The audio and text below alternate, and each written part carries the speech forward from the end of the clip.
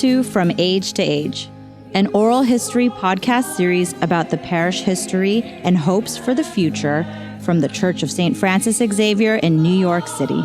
We're recording in the second floor parlor of our parish, and because of that, you may hear sirens, dogs, or a steady hum of construction. My name is Michelle Jung, and I'm a parishioner of St. Francis Xavier and a member of the Oral History Ministry. The Oral History Project was conceived to preserve the unique history of this church by inviting our longtime parishioners to share their personal stories with a newer generation, illustrating why this parish is distinctive, unique, and a very special place.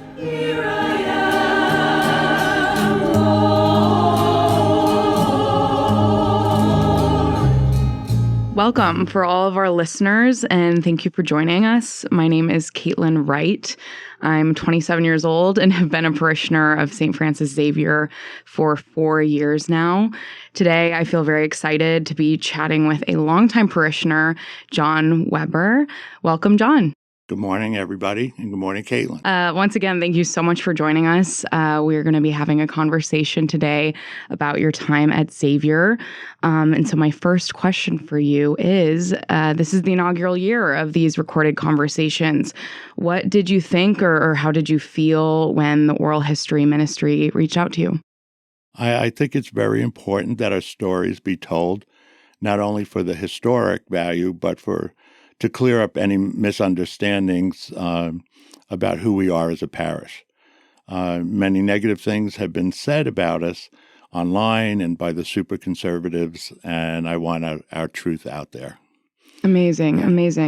And I should ask you, and I didn't originally, I feel like a newbie at Xavier, even though I've been here for about 4 years. Can you tell our listeners how long you've been at Xavier, what originally brought you to Xavier, and why you've continued to stay? Yeah, I've been at Xavier about 40 years. And what brought me to Xavier were two happenstance events. I used to sing many years ago. I sang with a choral group who performed an evening concert here in the church.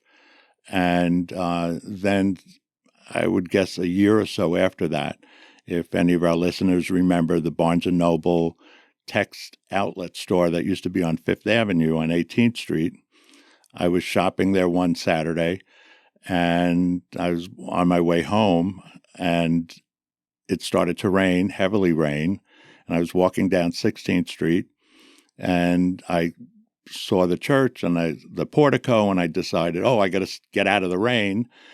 And it continued to rain, so I walked into the church and hung out, and I read the bulletin, and I said, this is a very cool place. I'm going to have to come back here again one day, go to Mass. And then I did do that.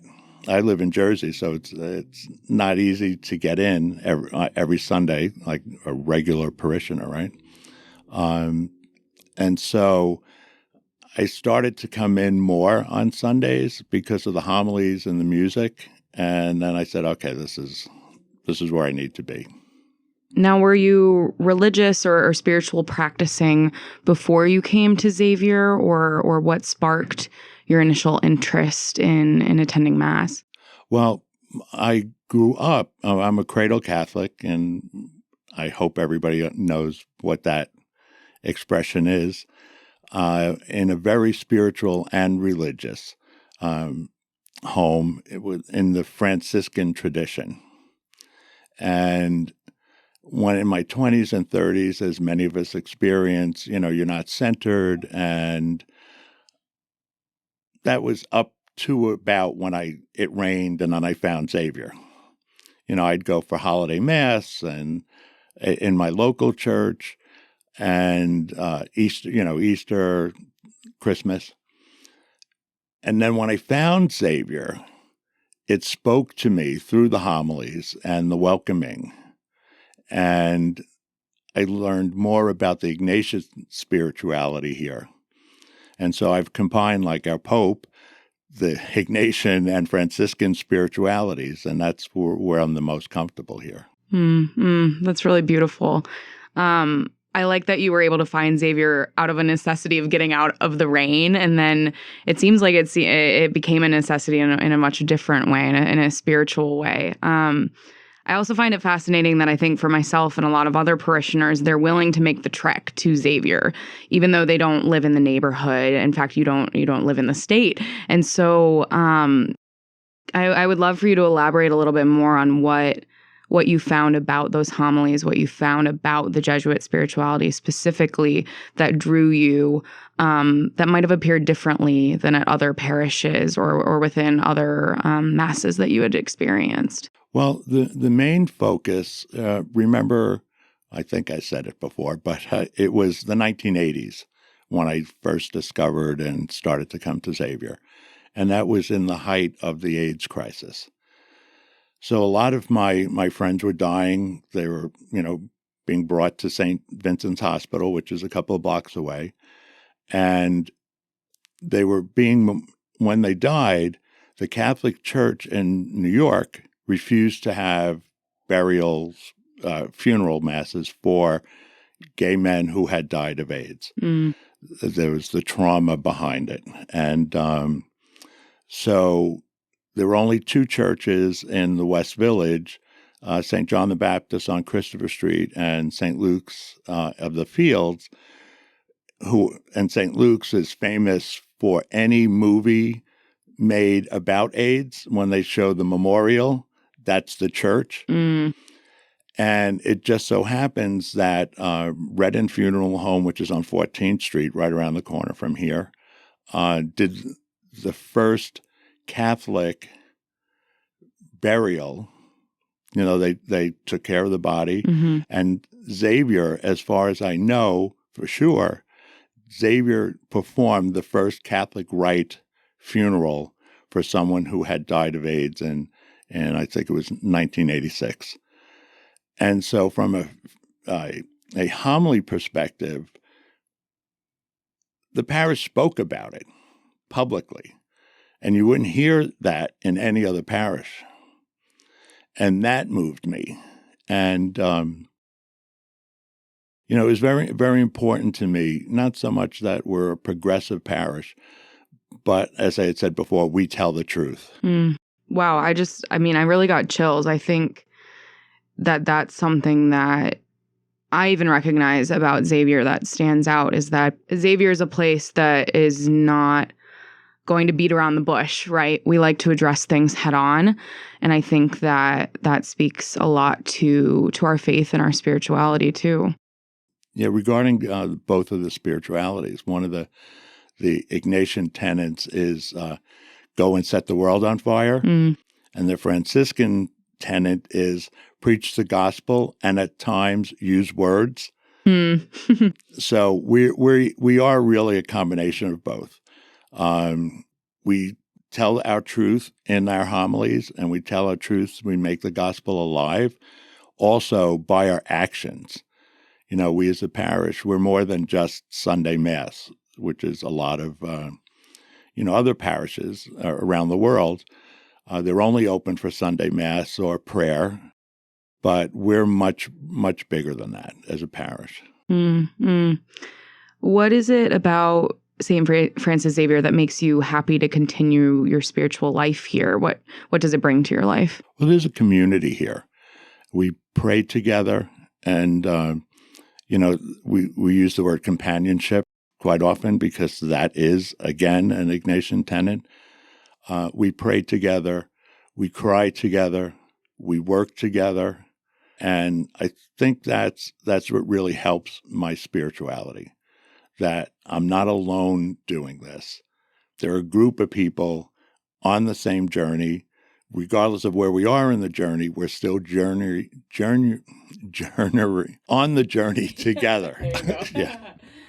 Are there certain ministries that you find yourself being called to that companionship more, or that you found community in at St. Francis Xavier? Well, it took me a while for me to get involved. So I was poking around Xavier in the 80s, and then I started to attend Mass more regularly in the mid-90s. And I had found out that they had a LGBT ministry. At the time, it was a combined ministry. And I said, oh, that's really interesting. And what drew me was because of the AIDS crisis, but what made me stay was the LGBT ministry. And I went to my first couple of meetings, and I said, oh, I'm not sure that this was for me. This is for me. This is who I am. And I think it was 1998. I went on, they were offering a retreat, a weekend retreat away, and I went, and it was one of the most moving things retreats that I had ever been on. People shared of themselves. They welcomed me like I had never been welcomed before as a new person. And I said, okay, really, I found a home. John, I want to ask as well, what is it like for you during celebrations of the Mass on ordinary Sundays, during big holy days like Easter and Christmas? Does anything stand out to you that you particularly like or have certain questions about or might appear differently at Xavier? Well, one of the interesting things, and especially in this past year, there was a lot said about Xavier, and I, rather than use the whole name, we in the family just call it Xavier, or we call it SFX. There was a lot in the conservative outlets saying that, are we really a Catholic church? And we push the boundaries too much and blah, blah, blah. You can only imagine what was said about us. And in the opening, and I said, I want to tell our truth, our liturgies are like you can go anywhere in the world and the Catholic liturgy should be the same. And at Xavier, we follow the rules. The liturgy is the same. The readings are the same, regardless of where you go. The difference here, though, is that the liturgy is alive at Xavier. The music is picked to match the readings and enhance the liturgy. Our Eucharistic ministers, our welcoming, we call them hospitality people. Somebody in other churches, they call them ushers. But our hospitality ministers are both male and female. The second you walk in, you're welcomed. But one thing about the liturgies that one liturgy that actually stands out for me and has always stood out for me is the Easter Vigil. When, unfortunately, Kathy Mulvaney, one of our senior parishioners, died a couple of years ago. She was a blind woman who always read the creation story at the Easter Vigil. So if you know, the Easter Vigil is we light the fire of resurrection. The church is dark up until the gospel. So the first reading is done in complete darkness. She's blind. She didn't care. It didn't matter. But I always assisted her to the lector, and she and I became very good friends. We always sat near each other at Mass. But to hear her read I should say recite the creation story was so powerful and so moving that is the epitome of what our liturgies are here.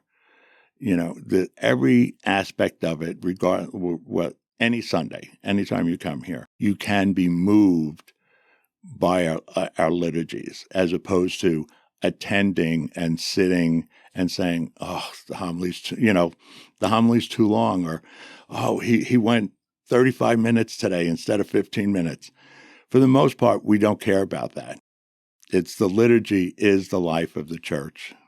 Yeah, I completely agree. I think that something I've noticed that makes Xavier different is that there's just so much intentionality among parishioners, among those that are higher up in the church, if you will. I'm thinking to Easter Masses as well, and it was the first time that I think one of the masses doesn't need to be done by the priest. And so I witnessed a parishioner of ours, a woman, stand on the altar and give one of the services. And I never witnessed anything like that before in my life. And I couldn't stop crying. I was in the choir for the Easter masses and I was just sobbing. And I think they seem small. These acts seem so small and they're so important, I think, to our faith, our community, to show that we care about one another.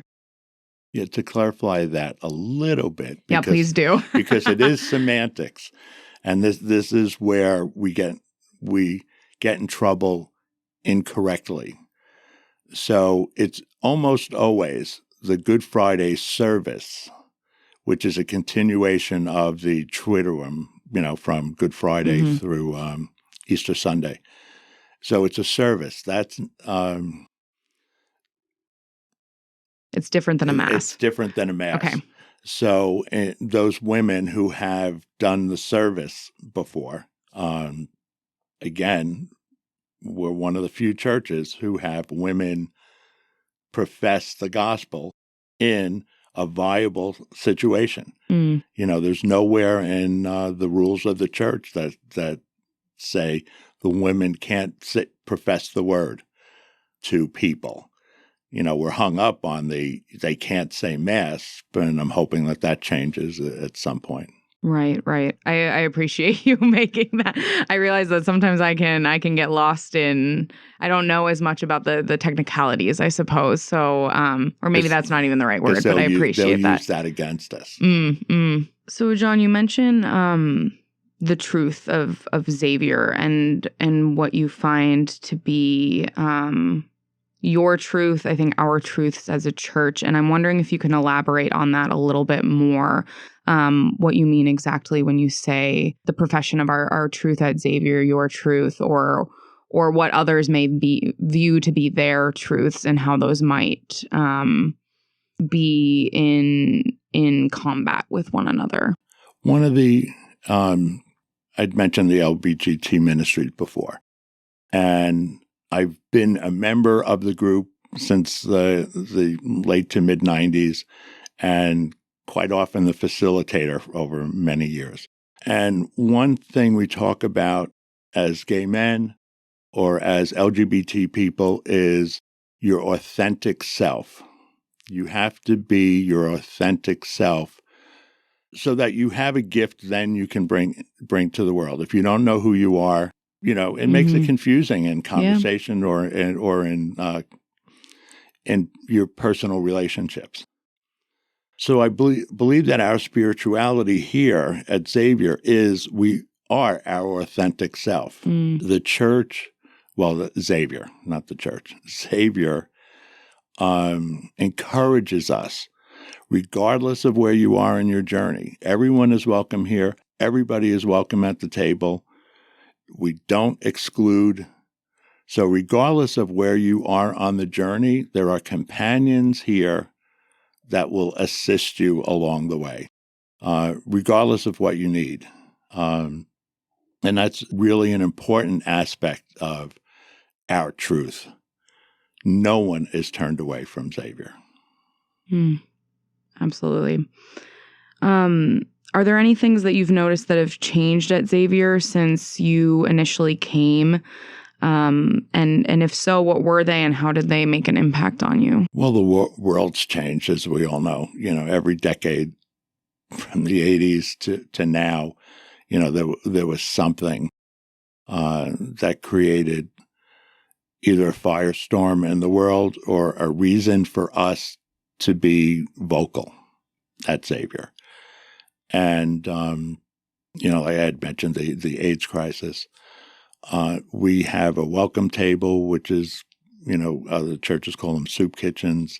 Every Sunday, we feed over 1,600 people a week, every Sunday. Even through the pandemic, we couldn't have people physically come in to sit down to eat, but we had takeaway. People lined up and they brown bagged every Sunday throughout the pandemic. Can you repeat the question again? Because I had a thought. Sure. How have things changed at Xavier since you first came? So during like I said, the world changes. During Black Lives Matter, we added to the liturgy, at the end of the liturgy, a pledge, a pledge to combat racism. The refugee crisis. We have many parishioners who volunteer outside of the church around the world. We've gone to Haiti. We have a Honduras ministry, and people go to those places. And we have a climate change, environmental ministry. The woman who facilitates that really is a person who cares and gets us to care. So when you look at the big picture of Xavier, as the world changes, we change, and we tend to add ministries. Sometimes it's a little overwhelming every time you turn around, oh no, another ministry. But it's who we are. World changes, we change with it. Right. Absolutely. I came to Xavier my second week in New York, and I never looked back. It was the parish I wanted to be a part of.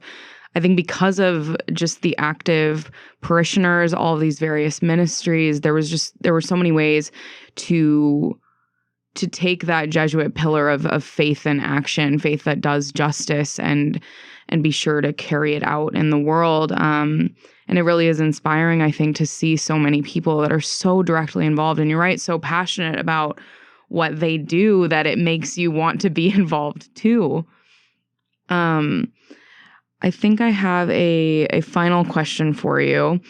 And that is, what would you want anyone who hears about these stories to know about Xavier? What would you tell them, and why? Well, I think I said it about companionship.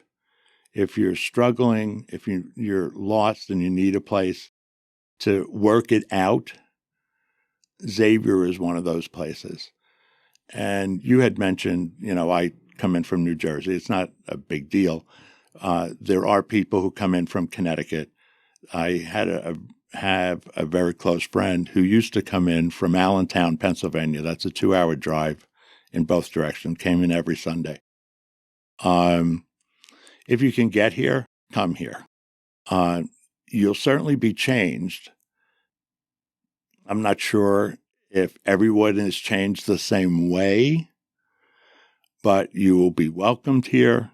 You'll find compassion here, and you'll find companionship. So if you're questioning, and we have live stream now, so if you can't get here, there's always live stream. Excellent. Thank you so much, John. I do want to tell our listeners too that something I'm thinking about is I think that the fact that people are so welcome to Xavier is due in no small part to people like you, John. So I'm so appreciative to you, the work that you've done here at Xavier, your commitment to our community. And I feel very grateful to have been able to speak with you today. And thank you so much. And welcome, Caitlin. Thank you. Thank you. You're here a number of years, but again, welcome. Thank you. I appreciate it. Here I am, Lord. I come to do your will. The music you are hearing is provided by the Xavier Music Ministry. From Age to Age is produced by St. Francis Xavier Church in New York City. This episode was recorded and edited by Cynthia Bastidas of Semiita Productions. A special thanks to the staff of St. Francis Xavier and Father Ken. Join us on our next episode. To learn more about St. Francis Xavier, visit sfxavier.org and look for us on social media. All copyrighted music reproduced with permission of one licensed copyright, A-700530, rights reserved. Music reprint license number 944. From downtown Manhattan, we wish you a blessed morning, day, or night.